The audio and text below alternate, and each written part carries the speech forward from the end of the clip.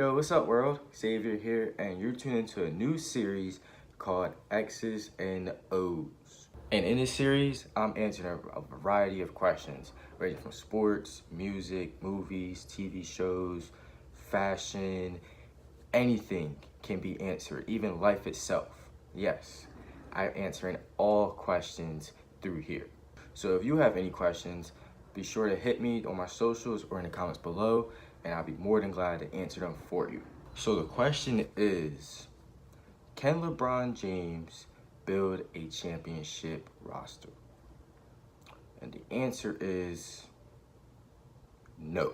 Not even just a no, it's a nah. Like, nah, bro. LeBron James cannot build a championship roster, and here's why. Throughout LeBron James' career, we've seen him become very active in the front office on whatever roster he was on. Whether it's from the early days when he was with the Miami Heat, to when he returned to Cleveland, and now on the Los Angeles Lakers. However, to me, I don't think he's really built successful championship teams, and the record has shown him only winning one out of the last four.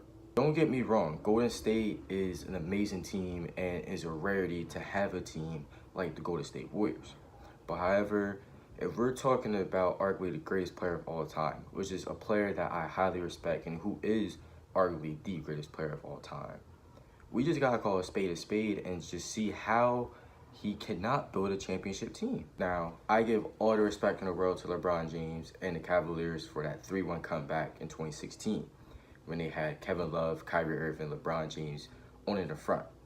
Kyrie and LeBron, they played phenomenal in games 5 and 6 and ultimately winning it all in game 7. And it's just a memorable performance by these two players. But after those finals, everything hits the fan. The Warriors get Kevin Durant, and Cleveland is trying to match up with that. But you try to match up with that by bringing in Asian veterans, such as Darren Williams, who hasn't been relevant since 2010, 2011 probably. You bring in an Asian Kyle Korver who can barely run on the floor. Yet, Golden State is running laps around these guys. In the summer of 2017, you trade away Kyrie Irving, and you get Isaiah Thomas, who doesn't even come into play until around January, February. You bring in an Asian Dwayne Wade who looked all the way out of place. And then that season, you trade them away for younger pieces, which was a smart move. You get Rodney Hood and Jordan Clarkson. But over time, we realized that they don't even fit with that system. So how can you defeat Golden State? How can you match up with Golden State? That's the ultimate stepping stone, is Golden State Warriors. How do you defeat Golden State?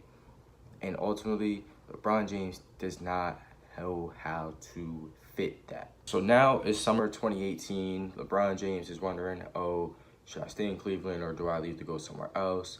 We know the answer to that. He ultimately goes to the Los Angeles Lakers, a team that has a lot of young players, and often a questionable move, because how can LeBron James win a championship with these young players? So you bring in experienced veterans with Rajon Rondo, Lance Stevenson, Tyson Chandler, Michael Beasley, and you're still wondering, can this team defeat Golden State if you don't have any shooters?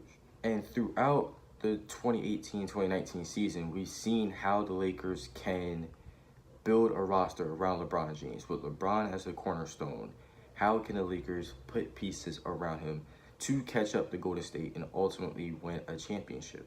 For example, they need more inside presence, so you bring in JaVale McGee, and throughout the season, you sign Tyson Chandler while trading away Ivica Zubac for Mike Muscala, which was backwards. And you bring in a shooter who isn't known as a physical defensive man instead of someone who's shown the potential of becoming a solid big man in today's NBA. Now, I know LeBron James isn't the ultimate hand in what drives the Lakers' basketball operations.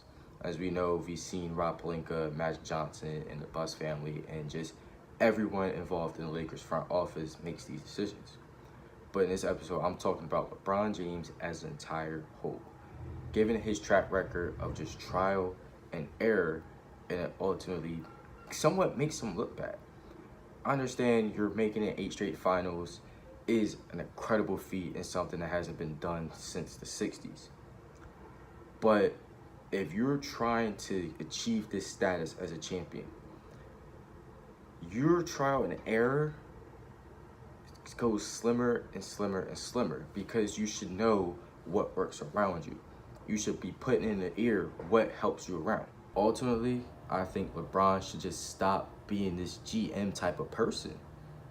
I mean, don't get me wrong, I'm all for him putting it in an input and, roster decisions, because he is LeBron James. He is the cornerstone of this team right now. But I feel like what he's doing hurts a franchise more than it actually gains. Look at the Cleveland Cavaliers and what they are now since LeBron James has left. Look at those Los Angeles Lakers right now. We are a shit show. Now, I know LeBron James doesn't have all these decisions, but it has somewhat of a value because it's more based around him. And in order to succeed, you have to fail at first. That's a given at every aspect of life. And LeBron James has failed in building these championship rosters. If that was the case, he would have won at least one more after 2016. Now, we've seen the Lakers build this Avengers-style coaching staff between Jason Kidd, Lionel Hollins, and Frank Vogel. Now, the real question is, how much weight does LeBron James' input hold in the free agency market? It's LeBron James. It's easier said than done. But record shows it's not easy at all. If that was the case, LeBron would possibly have one more championship after 2016. If that was the case, maybe Kyrie wouldn't have left. If that was the case, maybe LeBron wouldn't even be in LA. I'm excited to see how this free agency play out for the Lakers, and hopefully they can bring in a piece that can actually fit for them and ultimately drive them to a championship in up top Golden State or atop Toronto. Thank you guys for tuning in.